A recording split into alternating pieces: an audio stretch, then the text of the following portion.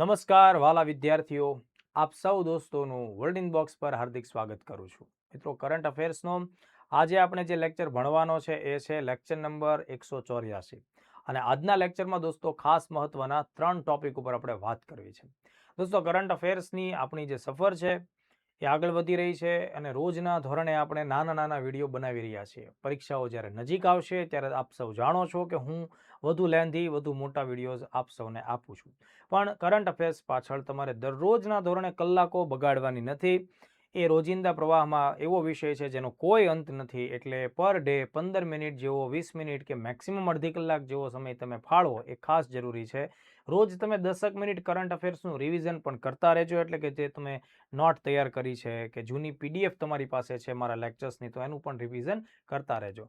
લેક્ચરમાં આગળ વધીએ એ પહેલા વર્લ્ડ ઇનબોક્સ એકેડમી ગાંધીનગર ખાતે તાજેતરમાં જીપીએસસી ક્લાસ 1-2 માટેની સ્પેશિયલ બેચ શરૂ થઈ ચૂકી છે અને આ બેચ ઓફલાઈન અને ઓનલાઈન બંને મોડ ઉપર આગળ વધવાની છે.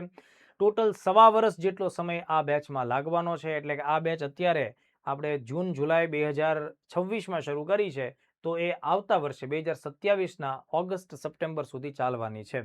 તો આ બેચ માટે દોસ્તો જે પણ વિદ્યાર્થીઓ ઓનલાઈન પણ જોઈન થવા માંગે છે એ world inbox my class application પર જઈ અને ત્યાં જીપીએસસી બેચમાં જે લાઈવ બેચ અત્યારે હોય એને જોઈન કરી શકશે. ડેમો લેક્ચર્સ અઠવાડિયા સુધીના અવેલેબલ રહેશે, નિઃશુલ્ક રીતે રહેશે અને એ બેચનો સમય છે એ બપોરે 1 વાગ્યાથી 3 વાગ્યા સુધી અને 3:30 થી 5:30 એવી રીતે રહેશે. ડેમો લેક્ચર્સ માત્ર 2 કલાકના રહેવાના છે. એવી જ રીતે જે મિત્રોએ તાજેતરમાં જીપીએસસી ક્લાસ 1-2ની પ્રિલિમ્સ આપી છે, ખૂબ સારા માર્ક્સ થાય છે, જે લોકોને 90, 95 કે 100+ માર્ક્સ થાય છે, એ તમામ મિત્રો માટે એક અગત્યની બાબત છે. જીપીએસસી ક્લાસ 1-2ની સ્પેશિયલ મેઇન્સની બેચ છે એ શરૂ થાય છે 2 જુલાઈથી. 2 જુલાઈ 2026 અને આ બેચનો સમય સવારનો રહેશે, સવારે 8 કલાકથી બપોરના 1 કલાક સુધી. તો દોસ્તો, ડેઇલી લેક્ચર્સ આવશે, ડેઇલી 2 લેક્ચર્સ આવશે. એમાં 1 લેક્ચર ભાષા ઉપરના હશે કમ્પલસરી પર ડે અને બીજો જે લેક્ચર છે જીએસ ઉપર રહેશે. આ બેચ તમને ખૂબ પ્રેક્ટિસ આપશે અને તમામ વિષયોનો અભ્યાસ ખૂબ સરસ રીતે પૂર્ણ કરાવશે. આ બેચ પણ લાઈવ પદ્ધતિથી પણ તમે જોઈન થઈ શકશો. રેકોર્ડેડ લેક્ચર્સ પણ અવેલેબલ રહેશે. એટલે કદાચ કોઈ મિત્રો પોલીસ ટ્રેનિંગમાં છે અથવા અન્ય કોઈ સરકારી નોકરીમાં છે, રૂબરૂ આવી શકે એમ નથી, તો લાઈવ પણ તમે આ બેચમાં જોઈન થઈ શકશો. લાઈવ ઓનલાઈનની ફીસ માત્ર 4,500 રૂપિયાની રાખવામાં આવી છે. એટલે વહેલી તકે તમે આ બેચને જોઈન કરી લો. ચાલો, આજનો જે પહેલો મુદ્દો આપણે ભણવાનો છે એ કેન્દ્ર સરકારના ગૃહ મંત્રાલય એટલે કે મિનિસ્ટ્રી ઓફ હોમ અફેર્સ દ્વારા તાજેતરમાં એક મોબાઈલ એપ્લિકેશન લોન્ચ કરવામાં આવી છે. આ મોબાઈલ એપ્લિકેશનનું નામ છે દોસ્તો અભિજ્ઞાન એપ્લિકેશન. આ અભિજ્ઞાન એપ્લિકેશન છે દોસ્તો એ પોલીસ વિભાગની પ્રવૃત્તિને વધુ સરળ બનાવવા માટેની મોબાઈલ એપ્લિકેશન છે. ઘણી બધી વખત પોતાની કામગીરી કરતી વખતે પોલીસ વિભાગના અધિકારીઓ કે કર્મચારીઓને ઘણા બધા લોકો, શકમંદ લોકો પણ પકડાતા હોય. તો આ શકમંદ જે લોકો છે એ ભૂતકાળમાં શું ગુનેગાર રહેલા છે અથવા તો કોઈ પોતાની ઓળખ છુપાવીને રહ્યું છે કે કેમ, તો આ પ્રકારે એમની ઓળખ જે ખરાઈ કરવા માટે આ મોબાઈલ એપ્લિકેશન કામ કરશે. આ મોબાઈલ એપ્લિકેશનની સાથે ફિંગરપ્રિન્ટ સ્કેનર પણ જોડાયેલું હશે. ફિંગરપ્રિન્ટ સ્કેનર ઉપર જે તે પકડાયેલો કે ધરપકડ કરાયેલો કે શકમંદ વ્યક્તિ હોય એના અંગૂઠાની ફિંગરપ્રિન્ટને સ્કેન કરવામાં આવશે. જો આ વ્યક્તિ ભૂતકાળમાં કોઈ અપરાધિક પ્રવૃત્તિમાં જોડાયેલો છે અથવા તો ભાગી ચૂકેલો છે કે પોલીસના ચોપડે ગુનેગાર કે અપરાધી તરીકે છે, તો એ વ્યક્તિની ઓળખ ઇન્સ્ટન્ટ થઈ જશે કે આ માણસ કોણ છે અને એનો ક્રિમિનલ રેકોર્ડ કેવો છે. આ કામ કરવાથી દોસ્તો ગુનાઓની ઉકેલ જે છે ઝડપથી આવશે, અપરાધીઓ ઝડપથી પકડાશે, પોલીસની કામગીરી સરળ બનશે, પોલીસનો જે કામ કરવા પાછળનો સમય બગડે છે, બરાબર, એ બધું બચી શકે એમ છે. એટલે અભિજ્ઞાન એપ્લિકેશન છે એ દેશની આંતરિક સુરક્ષા માટે બહુ જરૂરી છે. પોલીસ વિભાગનું કામ સરળ થાય એના માટે જરૂરી છે. તો અહીંયા આપણે શું યાદ રાખવું જોઈએ કે ટેકનોલોજીનો સચોટ ઉપયોગ કરવાથી પોલીસ કામગીરીને તમે સરળ બનાવી શકો છો. એ વાતનું ઉદાહરણ છે આ અભિજ્ઞાન એપ્લિકેશન. તો ખાસ આપણે એની વિગતોને ચકાસી લઈએ. કેન્દ્રીય ગૃહ મંત્રાલય દ્વારા લોન્ચ કરવામાં આવ્યું. જૂન 2026માં એપ્લિકેશન લોન્ચ થઈ અથવા શરૂ થઈ, કારણ કે દિલ્હી ખાતે 26મી ઓલ ઇન્ડિયા ફિંગરપ્રિન્ટ કોન્ફરન્સનું આયોજન કરવામાં આવ્યું અને એ દરમિયાન એને લોન્ચ કરવામાં આવી. આ એપ્લિકેશન કઈ સંસ્થાએ લોન્ચ કરી છે, બરાબર, તૈયાર કોણે કરી છે? તો ભારત સરકારના ગૃહ મંત્રાલય અંતર્ગત કામ કરતી એક અગત્યની સંસ્થા છે national crime record bureau, NCRB. 1986ના વર્ષમાં NCRBની રચના થયેલી છે. આ NCRB આપણા દેશમાં જે કંઈ પણ પ્રકારના ગુનાઓ ઘટે છે અપરાધો થાય છે એમની બધી વિગતોને એકઠી કરી અને એનું ડેટા એનાલિસિસ કરે છે, જેનાથી સરકારને માર્ગદર્શન મળે, પોલીસ વિભાગમાં કામ કરતા લોકો હોય એને માર્ગદર્શન મળે. તો એનસીઆરબી પાસે આપણા દેશના ક્રિમિનલ રેકોર્ડ્સ અને ડેટા અવેલેબલ હોય. તો આ એપ્લિકેશન બનાવનારી સંસ્થા એનસીઆરબી છે. બરાબર. હવે જુઓ, આ એપ્લિકેશનમાં જે ડેટા હશે અથવા એપ્લિકેશનનું સીધું જ કનેક્શન છે નેફિસ સાથે પણ થશે. તો આ નેફિસ શું છે ભાઈ? નેફિસ છે એ ક્રિમિનલ રેકોર્ડ છે, national automated fingerprint identification system છે. એટલે કે આપણા દેશના ગુનેગારો હોય, અપરાધીઓ હોય, ભાગેડુ માણસો હોય, જે ગુના કરીને ભાગ્યા હોય, તો ભૂતકાળમાં જ્યારે પણ પકડાય ત્યારે એની ફિંગરપ્રિન્ટ લેવામાં આવી હોય, જેલના જેટલા કેદીઓ હોય બધાની ફિંગરપ્રિન્ટ છે એનો ડેટાબેઝ અહીંયા છે. તો કહેવાનો ભાવાર્થ છે નેફિસ સાથે એનું કનેક્શન જોવા મળે છે. જ્યારે પણ વ્યક્તિ પકડાય છે, ઇન્સ્ટન્ટ ઓન ધ સ્પોટ એ જ જગ્યા ઉપર એની ફિંગરપ્રિન્ટને સ્કેન કરી શકાય. 35 સેકન્ડનો ટાઈમ લાગે. એના માટે આખી પ્રોસીજર કરીને પોલીસ સ્ટેશન લઈ જાય, ટાઈમ બગાડવાની જરૂર રહેતી નથી. એટલે આ બહુ જ ઝડપી ચકાસણી માટે આ ખૂબ અગત્યનું કામ કરશે. તો આ બહુ જ આઈએમપી મુદ્દો થાય છે, એને તમારે ધ્યાન રાખવાનો છે. મતલબ તમે આ અભિજ્ઞાન એપ્લિકેશન મેઇન્સમાં વાપરી શકો છો. પ્રશાસનને સરળ બનાવવા માટે, જે ડિજિટલ ઇન્ડિયા કાર્યક્રમ છે એને સરળ બનાવવા માટે પોલીસ વિભાગ આવા એપ્લિકેશન્સને ધ્યાનમાં રાખી શકે છે. ત્યારબાદ બીજો મુદ્દો છે એ છે અંબુબાચીનો મેળો.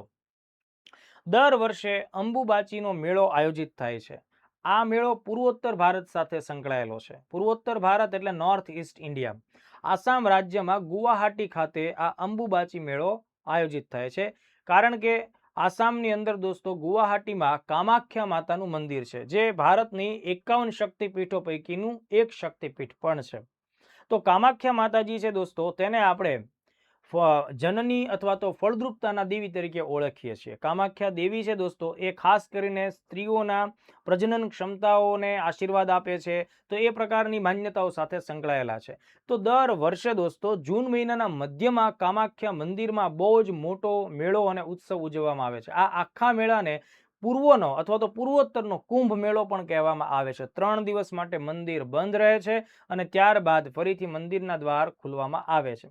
દેશભરના લોકો ત્યાં દર્શન કરવા માટે, આશીર્વાદ મેળવવા માટે જતા હોય છે દોસ્તો. અને ખાસ તાંત્રિક વિધિવાળા લોકો પણ આ મંદિર અને આ મેળા સાથે જોડાયેલા છે. એટલે આ મેળાનું તાંત્રિક વિધિઓને ધ્યાનમાં રાખીને પણ વિશેષ મહત્વ છે. તો અહીંયાથી પણ સાંસ્કૃતિક વારસાને ધ્યાનમાં રાખીને ક્વેશ્ચન આવી શકે. તો વન બાય વન એક એક ટોપિકને તમે જુઓ. આ અંબુબાચીનો મેળો છે એ ઉત્તર પૂર્વ ભારતમાં સંકળાયેલો મહત્વનો ધાર્મિક મેળો છે. એને પૂર્વના મહાકુંભ એવા નામથી, એવી ઓળખ સાથે પણ આપણે ધ્યાને રાખીએ છીએ. એટલે પૂર્વના મહાકુંભ તરીકે પણ ઓળખવામાં આવે છે. હવે પ્રશ્ન થાય કે અંબુબાચીનો મેળો, સિમ્પલ પ્રશ્ન પૂછાય તો રાજ્ય પૂછાય, રાજ્ય આસામ. બરાબર. શહેર પૂછાય તો ગુવાહાટી શહેર.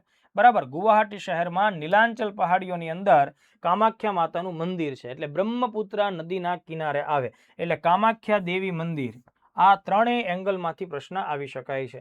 51 શક્તિપીઠો પૈકીનું એક અગત્યનું શક્તિપીઠ થાય છે. મેળાનું મહત્વ શું છે દોસ્તો? તો કે ભાઈ આ સમયગાળા એટલે કે જૂન મહિનાની અંતર્ગત, આમ જનરલી જો તો અષાઢ મહિના સાથે એનો સંબંધ થાય છે. એટલે ખાસ યાદ રાખજો, ચોમાસાની ઋતુની શરૂઆત થાય છે ને એ પ્રસંગે અથવા ચોમાસાની ઋતુના આગમન સમય સાથે આ મેળો જોડાયેલો છે.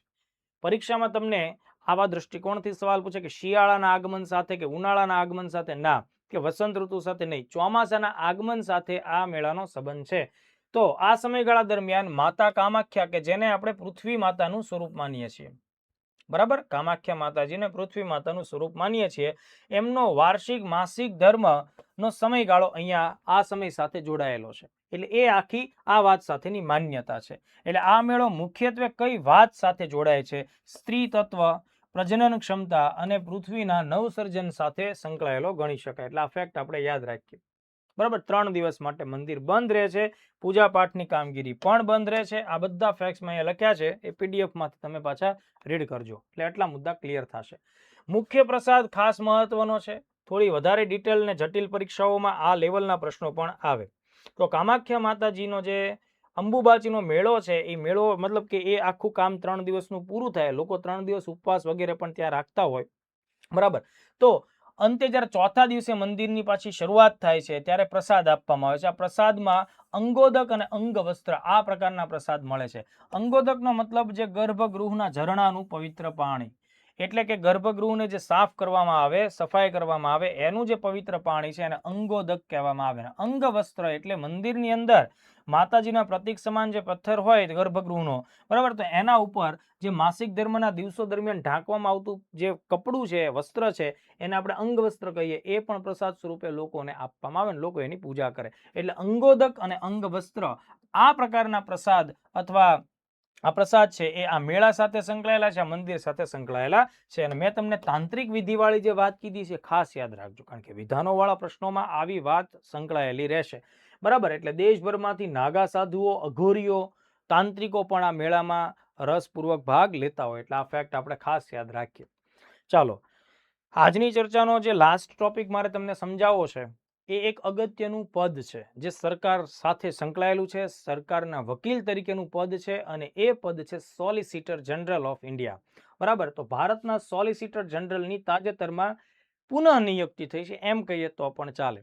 તો દોસ્તો, સોલિસિટર જનરલ એટલે શું? તો કે ભાઈ સરકારના વકીલ. ક્રમની દ્રષ્ટિએ એટર્ની જનરલ છે એ બંધારણીય પદ છે, એ ભારત સરકારના સર્વોચ્ચ કાયદાકીય અધિકારી કહી શકાય.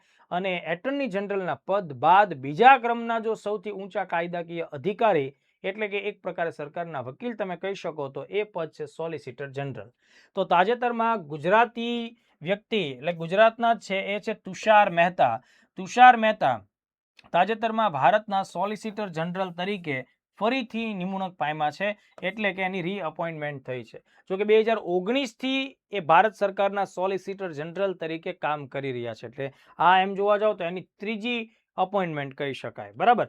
તો એમનો કાર્યકાળ શરૂ થશે 1 જુલાઈ 2026થી. સામાન્ય કન્ડિશનમાં 3 વર્ષ માટેનો એમનો કાર્યકાળ રહેશે, અથવા તો એ પહેલા સરકાર કદાચ કોઈ આદેશ અનુસાર એમને પદ ઉપરથી દૂર કરે તો આખી વાત અલગ છે. એટલે જનરલી એ ઓક્ટોબર 2018થી આ પોતાના પદ ઉપર કામગીરી કરી રહ્યા છે. તો જો ખાસ ધ્યાન રાખજો, તમને લોકોને સોલિસિટર જનરલને ધ્યાનમાં રાખીને કેટલાક પ્રશ્નો આપી શકાય. સોલિસિટર જનરલ છે દોસ્તો, એ કોઈ બંધારણીય પદ નથી, બરાબર. બંધારણીય પદ નથી, એ કોઈ કાયદાકીય પદ પણ નથી. આ બ્રિટિશ પરંપરા સાથે સંકળાયેલું એક વહીવટી પદ છે. જનરલી એટર્ની જનરલ વિશે આપણે જ્યારે વાત કરતા હોઈએ તો એ બંધારણીય પદ છે. બંધારણના આર્ટિકલ 76 સાથે એટર્ની જનરલ સંબંધ ધરાવે છે. તો એટર્ની જનરલ છે એ આ દેશમાં સરકારના સૌથી મોટા કાયદાકીય સલાહકાર કહી શકાય. પણ એમ છતાં પણ દેશ વિશાળ છે, સરકારને કાયદાકીય સલાહ અને સરકારના કાયદાકીય પ્રતિનિધિત્વ તરીકે વધારે લોકોની જરૂર પડી શકે, એટલે આ એક પદ આજની તારીખે પણ કામ કરે છે. આપણે ખાસ એને ધ્યાનમાં રાખવું જોઈશે. તો સોલિસિટર જનરલનું જે પદ છે અથવા એનું જે મુખ્ય કાર્ય છે એ શું છે ખાસ સમજજો. સોલિસિટર જનરલ એ ભારતના બીજા સૌથી મોટા કાયદાકીય અધિકારી છે, બરાબર. સેકન્ડ હાઈએસ્ટ લો ઓફિસર કહી શકાય. આ વિધાન 4 વિધાનવાળા પ્રશ્નો માટે જરૂરી છે. એનું મુખ્ય કાર્ય લો ઓફિસર્સ રૂલ્સ 1987 એટલે કે કન્ડિશન્સ ઓફ સર્વિસ 1987 અંતર્ગત નીચે મુજબ છે. એટલે એના કાર્યોમાં શું આવે તો ખાસ ધ્યાન રાખજો, સરકારનું પ્રતિનિધિત્વ કરવું. સરકારનું પ્રતિનિધિત્વ કરવું એટલે કે ભારત સરકારની ખિલાફમાં સુપ્રીમ કોર્ટ અથવા તો રાજ્યોની વડી અદાલતોમાં કોઈ કેસ ચાલતો હોય તો સરકારના વકીલ તરીકે, સરકારના પ્રતિનિધિત્વ તરીકે સરકારનો પક્ષ રજૂ કરવો. સરકારના કાયદાની માન્યતા છે બંધારણ સાથે સુસંગત થાય છે એ માટે પ્રયત્ન કરવો. સરકારની નીતિઓ, પોલિસીનું એડવોકેસી કરવી. આ આખી વાત થાય. કાનૂની સલાહ તો રાષ્ટ્રપતિ કે એટર્ની જનરલને જ્યારે પણ કોઈ અગત્યના મુદ્દા સોંપવામાં આવે છે તો રાષ્ટ્રપતિ કે એટર્ની જનરલ દ્વારા આ વ્યક્તિને કોઈ અગત્યના મુદ્દા સોંપવામાં આવે તો એ એના માટે સલાહ પણ આપી શકે છે, બરાબર. એના માટે વિચાર પણ રજૂ કરી શકે છે. એટર્ની જનરલને તમારે સહાય કરવાની છે, તો આ એનો ત્રીજો મુદ્દો અગત્યનો થાય. હવે જુઓ દોસ્તો, એટર્ની જનરલ છે એ સર્વોચ્ચ કાયદાકીય પદ કહેવાય આ કેસમાં, એટલે કે બંધારણ અનુસાર સરકારના વકીલ કહી શકાય. એટલે એ પદને આપણે ખાસ ધ્યાન રાખવું પડે. અને પ્લસ એટર્ની જનરલ સંસદમાં ભાગ લઈ શકે છે, ચર્ચાઓ કરી શકે છે, એ વોટ આપી શકતા નથી. સોલિસિટર જનરલ સામાન્ય રીતે સંસદમાં હાજરી આપતા નથી. ઓકે, તો આ બધા નાના નાના ફેક્ટ છે, એને આપણે ખાસ ધ્યાને રાખીશું. સવાલ એવો આવે કે શું સોલિસિટર જનરલ બંધારણીય પદ છે? તો જવાબ છે ના, કારણ કે એનો બંધારણમાં ઉલ્લેખ નથી. એટલે આ વન કાઇન્ડ ઓફ ગેરબંધારણીય પદ છે. આ કાયદાકીય પદ પણ નથી, એ પણ તમારે ધ્યાન રાખવાનું, બરાબર. આ કાયદાકીય પદ નથી, માત્ર વહીવટી પદ છે, બરાબર. કારણ કે આના માટેનો કોઈ કાયદો નથી, એટલે વૈધાનિક સંસ્થા પણ નથી. ઓકે, તો આ ફેક્ટ આપણે યાદ રાખીશું. સામાન્ય રીતે સોલિસિટર જનરલનો જે કાર્યકાળ છે એ 3 વર્ષનો હોય, પણ સરકાર એની પહેલા પણ એમને આ પદ ઉપરથી દૂર કરી શકે છે. નિમણૂક એની કેવી રીતે થાય છે? તો કે ભાઈ કેન્દ્ર સરકારની નિમણૂક સમિતિ, અપોઇન્ટમેન્ટ કમિટી ઓફ કેબિનેટ હોય એના દ્વારા જે તે યોગ્ય વ્યક્તિને આ પદ ઉપર મૂકવામાં આવે છે. તો આ ફેક્ટ આપણે યાદ રાખીએ. અને સાથે આપણે એટર્ની જનરલ વિશે વાત કરી છે, તો એ પણ યાદ રાખો કે વર્તમાનમાં દેશના એટર્ની જનરલ કોણ છે? આર વેંકટરમણી. બંધારણમાં આર્ટિકલ 76 મુજબ આર વેંકટરમણી એ અત્યારે ભારતના એટર્ની જનરલ તરીકે કામ કરે છે. તો અહીંયા સુધીના જે મુદ્દાઓ થયા એમાં આપણે 184 નંબરમાં ખાસ મહત્વના 3 મુદ્દાઓ ભણ્યા છીએ. આવતીકાલના લેક્ચરમાં બીજા મુદ્દાઓ પણ ભણીશું. અને હા, જૂનના એન્ડમાં દોસ્તો, એટલે આ મંથના એન્ડમાં હું તમને ખૂબ અગત્યના MCQsનો મોટો વિડીયો પણ આપીશ, જે જૂન 2026ની ઘટનાઓ સાથે સંકળાયેલા પ્રશ્નો હશે. Thank you very much. જય હિન્દ, જય ભારત.